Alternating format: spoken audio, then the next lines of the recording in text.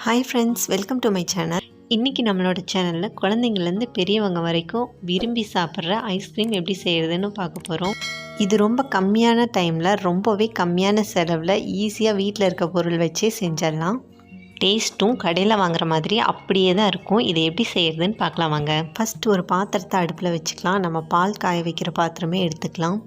1/2 litre அளவுக்கு பால் எடுத்துக்கலாம். இது ஃபுல் க்ரீம் மில்க் தான், நார்மலாக கடையில் வாங்குகிற பாக்கெட் மில்க் தான். இப்போது பால் கூடவே 5லேருந்து 6 டேபிள் ஸ்பூன் அளவுக்கு பால் பவுடர் சேர்த்துக்கலாம். ஐஸ்கிரீமுக்கு பால் பவுடர் ரொம்ப முக்கியம். பால் பவுடர் தான் அதோட டேஸ்ட்டை வேறு லெவலுக்கு கொண்டு போகும். இதை நல்லா மிக்ஸ் பண்ணி விட்டுடலாம். இப்போ பால் நல்லா காயட்டும். அதுக்குள்ளே நாம் கார்ன்ஃப்ளவர் மிக்ஸ் ரெடி பண்ணி வச்சுக்கலாம். 2 டேபிள் ஸ்பூன் கார்ன்ஃப்ளவர் சேர்த்துக்கலாம். கார்ன்ஃப்ளவருக்கு பதிலாக மைதா, கோதுமை மாவு எது வேணாலும் சேர்த்துக்கலாம். ஆனால் 2 ஸ்பூன் தான் சேர்க்கணும். அது கூட கொஞ்சமாக பால் ஊற்றி அதை கட்டி இல்லாமல் கரைச்சி வச்சுக்கலாம். இப்போ பால் ஒரு தடவை கொதிச்சிருச்சு. இதில் 100 கிராம் அளவுக்கு சர்க்கரை, உங்களுக்கு இன்னும் இனிப்பாக வேணும்னா இன்னும் சேர்த்துக்கலாம். இது வந்து நார்மலான இனிப்பு.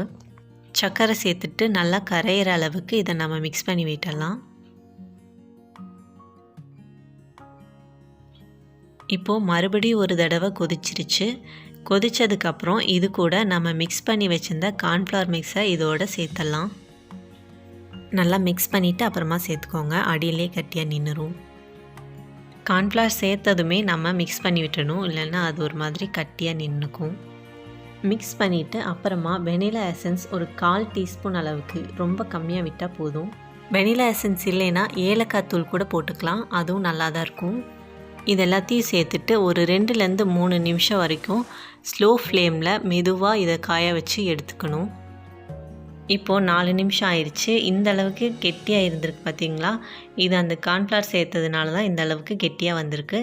இப்போ இதை ஆஃப் பண்ணிக்கலாம். ஆஃப் பண்ணிவிட்டு இது நல்லா ஆறுனதுக்கப்புறம் ஒரு தடவை மிக்சியில் போட்டு நம்ம கிரைண்ட் பண்ணி எடுக்க போகிறோம். அப்போ தான் நமக்கு கடையில் வாங்கின மாதிரி சாஃப்டான ஐஸ்கிரீம் கிடைக்கும். இப்போது நல்லா ஆறிடுச்சு. பார்த்திங்களா எந்த கன்சிஸ்டன்சியில் இருக்குன்னு? இந்த மாதிரி இருக்கணும். இப்போது இதை நம்ம ஒரு மிக்ஸி ஜாரில் சேர்த்து நல்லா கிரைண்ட் பண்ணிக்கலாம். ஒரு 15லேருந்து 20 செகண்டுக்கு நம்ம இதை பல்ஸ் கொடுத்து எடுத்துக்கலாம். இப்போ நல்லா கிரைண்ட் பண்ணியாச்சு. பார்த்திங்களா நுரை இருக்கு இல்லையா? இந்த மாதிரி நுரை வர வரைக்கும் நல்லா அடிச்சுக்கணும். இதை நாம் ஒரு பாக்ஸில் சேர்த்துக்கலாம். மூடி உள்ள பாக்ஸில். நான் ஒரு பழைய ஐஸ்கிரீம் டப்பாவில் தான் சேர்த்துக்கிறேன். இது ரொம்ப ஈஸியாகவே செஞ்சிடலாம். இதுக்கு நம்ம எந்த ஒரு எக்ஸ்பென்சிவ் செலவும் செய்யவே இல்லை. வீட்டில் இருக்க பொருள் வச்சு தான் நம்ம இதை செஞ்சுருக்கோம். இதை மூடி போட்டு மூடிட்டு ஃப்ரீசரில் 2 மணி நேரம் வச்சுக்கலாம். 2 மணி நேரத்துக்கு அப்புறம் மறுபடியும் ஒரு தடவை மிக்சியில் கிரைண்ட் பண்ணணும். இப்போ 2 மணி நேரம் ஆயிடுச்சு. இதை ஃப்ரீசரில் வச்சு எடுத்திருக்கேன். இப்போ இது ஓப்பன் பண்ணி பார்க்கலாம் எப்படி இருக்குதுன்னு. பார்த்திங்களா இது இந்த அளவுக்கு ஃப்ரீஸ் ஆகிருக்கு. மறுபடியும் ஒரு 20 செகண்ட் மிக்சியில் அடிச்சுட்டு திரும்ப அதே பாக்ஸில் ஊற்றிடலாம். உங்களுக்கு டைம் இருந்தால் ஒவ்வொரு 2 மணி நேரத்துக்கு ஒரு தடவையும் இதை நம்ம மிக்சியில் போட்டு கிரைண்ட் பண்ணி கடைசியாக ஒரு நைட் ஃபுல்லாக வச்சுருக்கலாம். அப்போது இன்னுமே நமக்கு சாஃப்டான ஐஸ்கிரீம் கிடைக்கும்.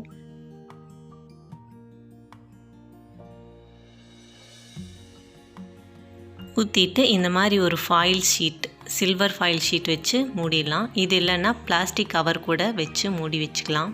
இது ஏன்னா மேலே கிறிஸ்டல் மாதிரி ஃபார்ம் ஆகாமல் இருக்கிறதுக்கு தான். இப்போது இதோட மூடி போட்டு மூடிட்டு மறுபடியும் ஒரு நைட் ஃபுல்லாக இல்லைன்னா 8 மணி நேரம் வரைக்கும் இதை ஃப்ரீசரில் வச்சுக்கலாம். இப்போ இது ஒரு நைட் ஃபுல்லாக ஃப்ரீசரில் இருந்திருக்கு. இப்போ இது ஓப்பன் பண்ணி பார்க்கலாம். இப்போ இது நல்லாவே இந்த அளவுக்கு ஃப்ரீஸ் ஆகிருக்கு. இதை இப்போது சர்வ் பண்ணிடலாம். இந்த மாதிரி கரண்டியே வச்சு நாம் எடுத்துக்கலாம், இல்லை ஸ்பூன் வச்சு கூட எடுத்துக்கலாம். அழகாக வரும். கடையில் வாங்குகிற ஐஸ்கிரீம் மாதிரியே இருக்கும். இது நமக்கு 1/2 கிலோ அளவுக்கு கிடைக்கும். அவ்வளோதான், இது ரெடி ஆயிடுச்சு. இது அப்படியே கடையில் வாங்குகிற வெனிலா ஐஸ் மாதிரி தான் இருக்கும். எந்த டிஃப்ரெண்ட்டும் இருக்காது. ரொம்ப ரொம்ப ரொம்ப டேஸ்ட்டாக இருக்கும். குழந்தைங்களாம் விடவே மாட்டாங்க. இனிமேல் குழந்தைங்க கேட்டால் நம்மளே வீட்டில் செஞ்சு கொடுத்துர்லாம். பால் காய வைக்கிற நேரத்துக்குள்ளே நமக்கு ஐஸ்கிரீம் ரெடி ஆயிரும். ஈஸியாக இதை செஞ்சிடலாம். கண்டிப்பாக இதை நீங்களும் ட்ரை பண்ணி பாருங்கள். இந்த வீடியோ உங்களுக்கு பிடிச்சிருந்தால் லைக் பண்ணுங்கள், ஷேர் பண்ணுங்கள். மறக்காமல் நம்ம சேனலுக்கு சப்ஸ்கிரைப் பண்ணுங்கள். அப்போ தான் நான் போடுற வீடியோஸ் எல்லாம் உங்களுக்கு நோட்டிஃபிகேஷனில் வரும். இன்னும் நிறைய வீடியோஸ் காத்துட்ருக்கு. Bye friends.